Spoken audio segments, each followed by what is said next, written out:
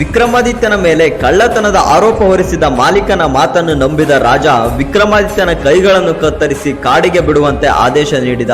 ಕಾಡಿನಲ್ಲಿ ನರಳಾಡುತ್ತಿದ್ದ ವಿಕ್ರಮಾದಿತ್ಯನನ್ನು ಆ ದಾರಿಯಲ್ಲಿ ತನ್ನ ತವರು ಮನೆಯಿಂದ ಗಂಡನ ಮನೆಗೆ ಹೋಗುತ್ತಿದ್ದ ಮಹಿಳೆ ನೋಡುತ್ತಾಳೆ. ಆತನ ಬಳಿ ಹೋದ ಮಹಿಳೆ ಅವನನ್ನು ವಿಚಾರಿಸಿ ಕುದುರೆ ಸವಾರಿ ಮಾಡುತ್ತಾ ಮಾಯವಾದ ನಿಮ್ಮ ಬಗ್ಗೆ ಜನರು ಗಾಬರಿಗೊಂಡಿದ್ದಾರೆ ಎಂದು ಹೇಳಿ ಅವಳ ಕುಟುಂಬದವರಿಗೆ ವಿಕ್ರಮಾದಿತ್ಯನನ್ನು ತನ್ನ ಮನೆಯಲ್ಲೇ ಉಳಿಸಿಕೊಳ್ಳುವಂತೆ ಹೇಳುತ್ತಾಳೆ. ಅವಳ ಕುಟುಂಬದವರು ನೌಕರರ ವರ್ಗದವರಾಗಿದ್ದರಿಂದ ತುಂಬಾ ದಿನಗಳವರೆಗೆ ಬೇರೆಯವರ ಮನೆಯಲ್ಲಿ ಉಳಿದುಕೊಳ್ಳುವುದು ಸರಿಯಲ್ಲ ಎಂದ ವಿಕ್ರಮಾದಿತ್ಯ ತಾನೇ ಹೊಲದಲ್ಲಿ ಕೆಲಸ ಮಾಡಿಸುತ್ತೇನೆ ಎಂದ.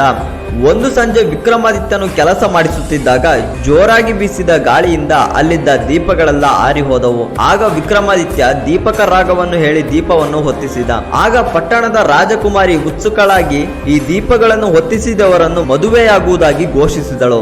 ದೀಪ ಹೊತ್ತಿಸಿದ್ದು ಒಬ್ಬ ಅಂಗವಿಕಲನಾದ ವಿಕ್ರಮಾದಿತ್ಯನು ಎಂದು ತಿಳಿದು ಚಕಿತಳಾದ ರಾಜಕುಮಾರಿ ಆತನನ್ನು ಮದುವೆಯಾಗಲು ನಿರ್ಧರಿಸುತ್ತಾಳೆ. ರಾಜಕುಮಾರಿ ತಂದೆಗೆ ಈತನು ಕಳ್ಳತನದ ಅಪರಾಧಕ್ಕೆ ಕೈಕಾಲು ಕಳೆದುಕೊಂಡು ಕಾಡಿಗೆ ಹೋದ ವ್ಯಕ್ತಿ ಎಂದು ತಿಳಿದು ಈಗ ತನ್ನ ಮಗಳನ್ನು ಮದುವೆಯಾಗಲು ಪ್ರಯತ್ನಿಸುತ್ತಿದ್ದಾನೆ ಎಂದು ಕೋಪಗೊಂಡ. ರಾಜ ತನ್ನ ಕತ್ತಿಯನ್ನು ಹೊರತೆಗೆದು ವಿಕ್ರಮಾದಿತ್ಯನ ತಲೆಯನ್ನು ಕತ್ತರಿಸಲು ಮುಂದಾದ. ಹಾಗಾದ್ರೆ ವಿಕ್ರಮಾದಿತ್ಯನ ಜೀವನದಲ್ಲಿ ಹೆಣ್ಣೆ ಶಾಪವಾಗಿ ಹೋದ್ಲ. ಇನ್ನು ವಿಕ್ರಮಾದಿತ್ಯನ ತಲೆಯನ್ನ ಕಾಯೋದು ಯಾರು ಅಂತ ಮುಂದಿನ ಸಂಚಿಕೆಯಲ್ಲಿ ನೋಡೋಣ.